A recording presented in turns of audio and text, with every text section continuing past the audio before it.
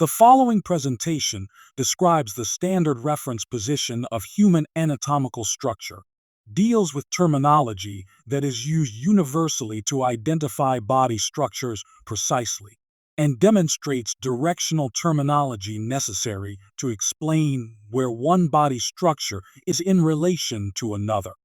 To begin any discussion of regional names, directional terminology, and planes of section, we must have a reference point. The anatomical position serves as a standard reference point which allows us to describe any region of the body relative to another. It is important clinically and for medical imaging. In anatomical position, the subject is standing upright facing the observer. The feet are flat on the floor with the arms at the sides, palms turned outward, facing forward. We don't normally stand in anatomical position, so when we begin discussing directional terminology, you must think of the person in anatomical position even when they are not. The body is divided into two major portions, the axial and appendicular. The axial part is so named because it makes up the main axis of the body. It includes the head cephalon, which includes the skull and face, the neck cervicis, which supports the head and attaches it to the trunk, and the trunk thoracics. The trunk includes the chest, abdomen, and pelvis. The appendicular part consists of the upper and lower limbs, which are attached to the body's axis by girdles. Regional terms are used to designate specific areas within these major body divisions.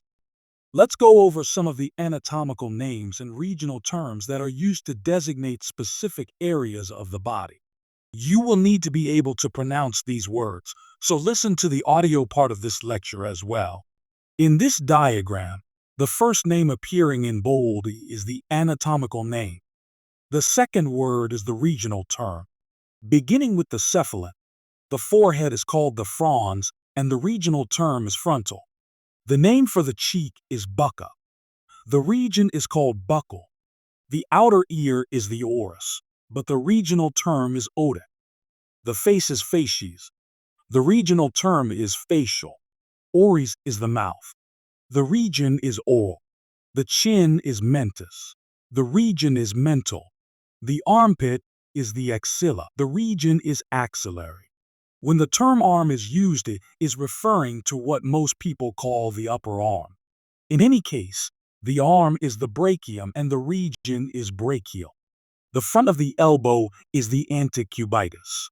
The region is antecubital. The forearm is the antebrachium, and antebrachial is the regional term. The wrist is the carpus. The region is carpal. The thumb is called the pollex, whereas the rest of the digits are called phalanges. Phalanx is singular. The kneecap is the patella. The region is patellar. The front of the leg is crus. The region is crural. The big toe is called the hallux. The other digits are called phalanges. The foot is pes. The region is pedal. The thigh is called femur, which is the same name as the large thigh bone. The region is femoral. The groin is inguine. The region is inguinal. The navel is umbilicus. The region is umbilical. Looking at the posterior view, the shoulder is the acromion. The region is acromial. The back of the elbow is the olecranon. The region is olecranal. The buttock is gluteus. Gluteal is the regional name. The back of the knee is the popliteus. The region is popliteal. The calf is the sura. The region is sural. The heel is calcaneus, also the name of the bone, and the regional name is calcane. Directional terminology is important clinically and when studying anatomy. It allows us to communicate where one body part is relative to another, or to describe where a foreign object is embedded, or where to cut to reveal a particular structure when doing a dissection. If one structure is closer to the head compared to another, we say it is superior or cranial. For example, the nose is superior or cranial to the mouth. Conversely, The mouth is inferior or caudal to the nose. In bipedal humans, the front of the body is anterior or ventral. The back is posterior or dorsal. This isn't the case in our four-legged, quadrupedal friends like the cat or pig we will dissect. In the cat, the back is dorsal, but the tail is caudal or posterior.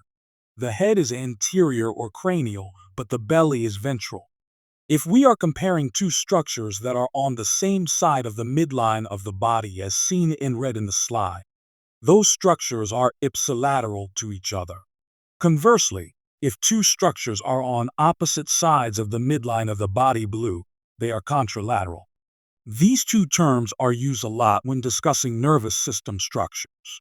In the example above, the brachium and femur red are ipsilateral, whereas the brachium and crus blue are contralateral. Proximal means closer to the origin of the body part or closer to the point of attachment of a limb to the trunk. Distal means the opposite. Here are some examples. The olecranon is distal to the acromion. The acromion is proximal to the olecranon. The antecubitus is proximal to the carpus. The carpus is proximal to the pollex. Lateral means that a structure is farther away from the midline of the body compared to another. The ears are lateral to the nose. Medial means that a body part is closer to the midline compared to another. The mouth is medial to the ears. Intermediate means that the body part of interest lies between a more medial and more lateral structure. The collarbone is intermediate between the breastbone and shoulder acromion. Always remember that when stating whether a structure is on the right or left, such as the left and right common carotid arteries, you are referring to the patient's right or left, not yours. Some other directional terms include supine when the subject is lying on their back with their ventral surface facing the investigator. When a person is in the prone position, they are lying on their ventral surface or face down with their dorsal surface facing up. Superficial means that a structure is closer to the surface of the body compared to another. And deep means that a structure is farther away from the surface compared to another. For example, the skin is superficial to the muscles. The heart is deep to the sternum. For anatomical studies and clinical diagnoses, the body is often sectioned along a flat surface called a plane. The section is named for the plane along which it is cut. Sagittal means arrow and refers to a vertical plane that divides the body into right and left parts. If a sagittal plane passes exactly down the midline of the body, it is called a mid-sagittal or median plane. If it passes through the body off the midline and divides the body into unequal right and left parts, the plane is called parasagittal. Para means beside or next to. Frontal or coronal planes divide the body into anterior ventral and posterior dorsal portions, and can be made anywhere between the anterior and posterior surfaces of the body. A transverse or horizontal plane passes horizontally from right to left and divides the body into superior and inferior portions. Transverse sections can be made anywhere between the head and toes. A transverse section is also called a cross-section. Cuts made diagonally between the horizontal and vertical planes are called oblique sections. The ability to interpret sections made through the body takes a great understanding of anatomy and the relationship of the organs relative to each other. Medical imaging is based on sectional anatomy and is an extremely important diagnostic tool. On the next few slides, determine the plane of section. Also notice how different sections taken through different planes of the same organ like the brain can look so different from each other. Identify the plane of section. Answer. Coronal. Identify the plane of section. Answer. Transverse. Internal organs are housed in membrane-lined spaces called body cavities. Different types of body cavities are lined with specialized coverings called membranes. In this section, we will describe the body cavities, the degree of protection they provide for their constituent organs, and what type of membrane they are lined with. Internal body cavities are closed to the outside and function to house, protect, and support the organs contained within them. There are two major internal body cavities. One, the dorsal body cavity shown in yellow, and two, the ventral body cavity in light blue and green. The two cavities have different embryological origins and differ in degree of protection afforded to the organs that lie within them. The dorsal body cavity can be subdivided into the cranial cavity, which contains the brain, and the vertebral cavity, which contains the spinal cord. The dorsal body cavity gives the greatest degree of protection, which makes sense because it is protecting our central nervous system. Bones make up the hard walls of this cavity. The ventral body cavity is the largest and contains the majority of the viscera. Viscera is a general term referring to the organs within body cavities. The ventral body cavity, also known as the coelom, is the more anterior and larger of the two internal body cavities. As stated previously, it houses many internal organs collectively referred to as the viscera. Viscera comes from viscus, which is an organ in a body cavity. The ventral body cavity is subdivided by a muscle called the diaphragm, important for breathing, into the superior thoracic cavity and the inferior abdominopelvic cavity. The upper thoracic cavity is further subdivided into three compartments. There are two lateral pleural cavities which surround the right and left lungs, and the medially located pericardial cavity, containing the heart, located between the lungs in an area of the body called the mediastinum. Before we examine the abdominopelvic cavity, let's define what the mediastinum is. Mediastinum literally means standing in the middle. It is a mass of tissue between the lungs extending from the sternum to the vertebral column. It contains everything found in the thoracic cavity except the lungs in their pleural cavities. The pericardial cavity lies in the middle mediastinum. A solid mass of tissue containing the thymus gland, great vessels of the heart, trachea, and esophagus also runs through this region as well. Inferior to the diaphragm is the large abdominopelvic cavity, which is further subdivided into a superior abdominal cavity and an inferior pelvic cavity. There is no physical structure dividing these two cavities. The abdominal cavity contains most of the digestive system viscera, such as the stomach, liver, gallbladder, pancreas, small intestine, and most of the large intestine. It also contains the spleen, which is part of the lymphoid system. The word abdominal comes from a word that means to hide, and it is referring to the fact that the viscera is hidden away in this cavity. Note that unlike the thoracic cavity, which is protected by the ribs and sternum, the abdominal cavity is protected ventrally only by skin, fat, and muscles, and a few other internal structures we will discuss later on. The ventral body cavities and the organs contained therein are lined with slippery membranes called serous membranes or serosi. A serous membrane lining a cavity is called the parietal membrane. A serous membrane or serosa covering the viscera is called a visceral membrane. There is serous fluid in the space between the membranes. You can think of this arrangement of membrane-lined cavities and organs by picturing your fist being pushed into a partially inflated balloon. Your fist represents an organ. The part of the balloon clinging to your fist is the visceral membrane, which covers the surface of the organ. The outer wall of the balloon represents the parietal serosa, and the air in the cavity is the serous cavity, which is filled with serous fluid instead of air. The serous fluid is secreted by both the parietal and visceral serosi. It reduces friction and permits the organs to move easily within their cavities. Think of your lungs. Every time you breathe in and out, your lungs expand and contract. The pleural cavities with their slippery serosal linings and lubricating serous fluid in between make this possible and pain-free. Have you ever had a condition known as pleurisy?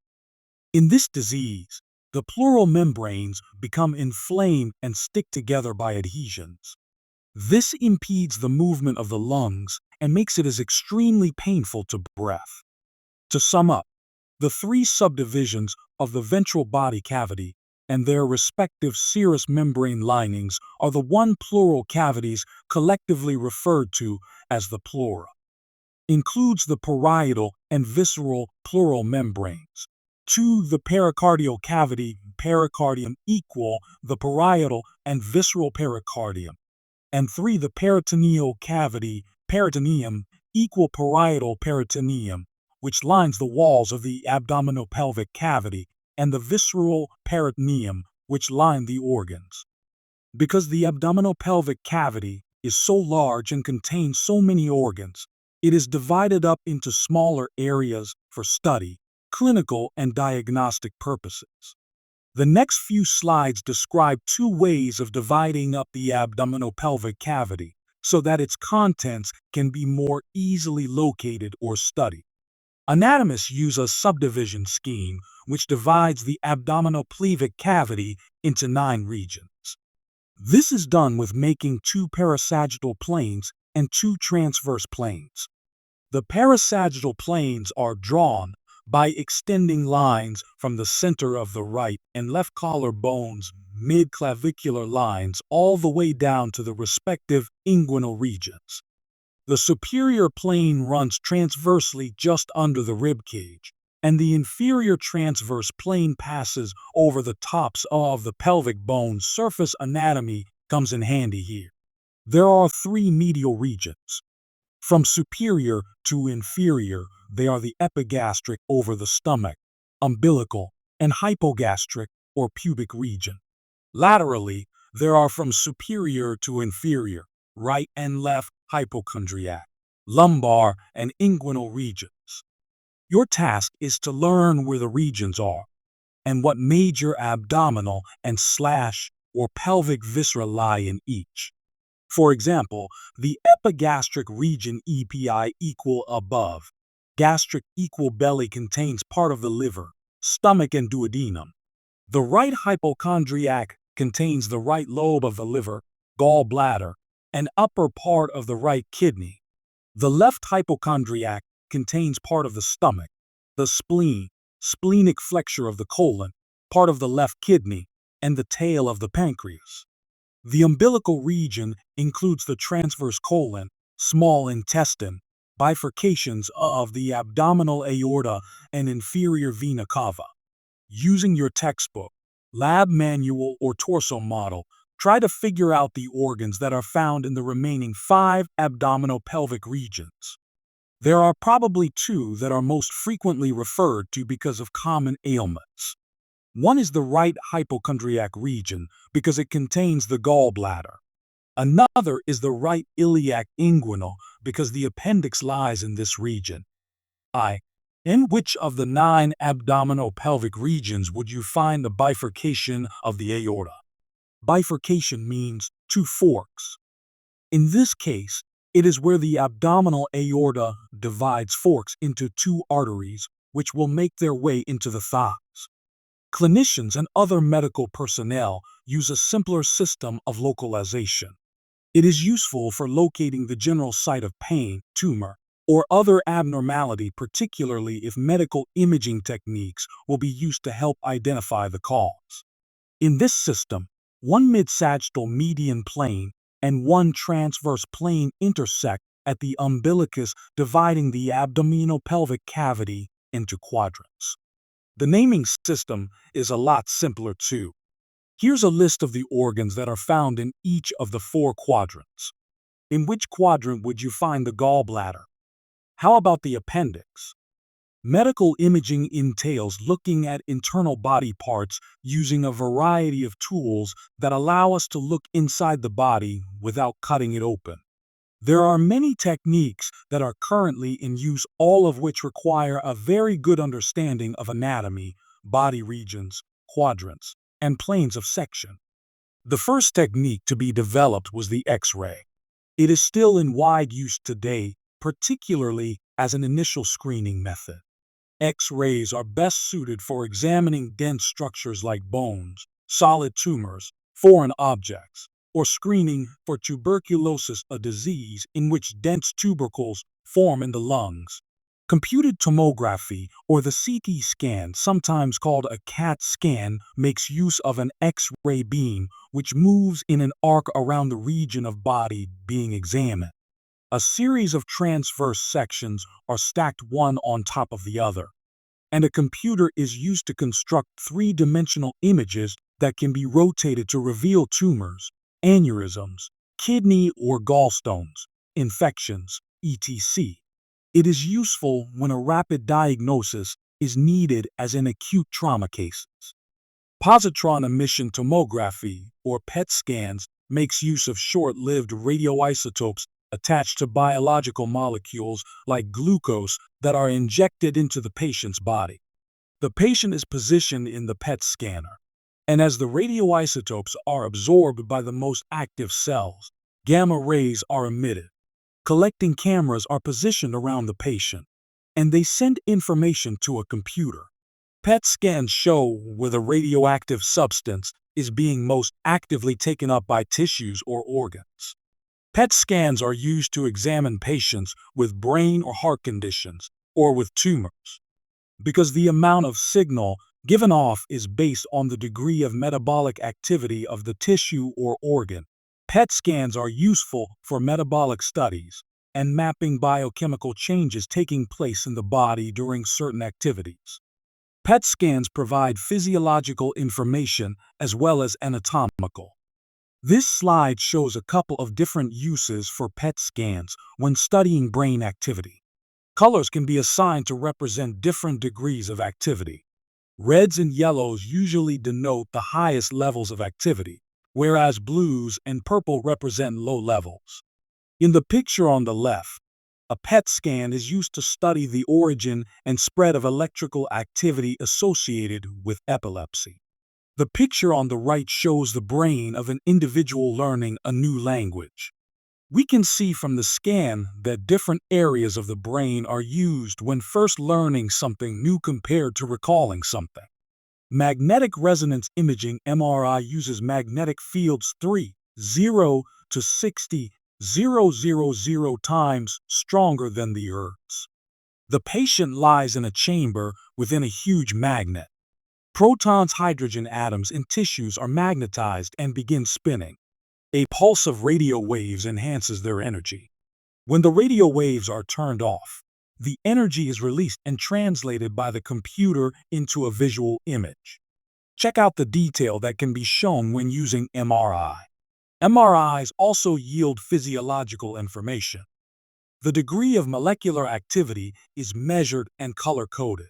Tumors, plaques in blood vessels, tissue and joint injuries, mental disorders, brain changes, blood flow are a few examples of common uses of MRIs. They are also good for detecting degenerative diseases and can monitor small changes in blood flow and tissue activity without the use of radioactive tracers. Of all the techniques, ultrasound is the least potentially dangerous to use. That's why ultrasound is used to look at unborn fetuses to determine if they are healthy and developing properly. High-frequency sound waves are reflected from the body's tissues. The image produced is called a sonogram. Ultrasound can be used to produce static or moving images. Besides viewing the unborn fetus, ultrasound is commonly used to look at blood flow and heart function echocardiography.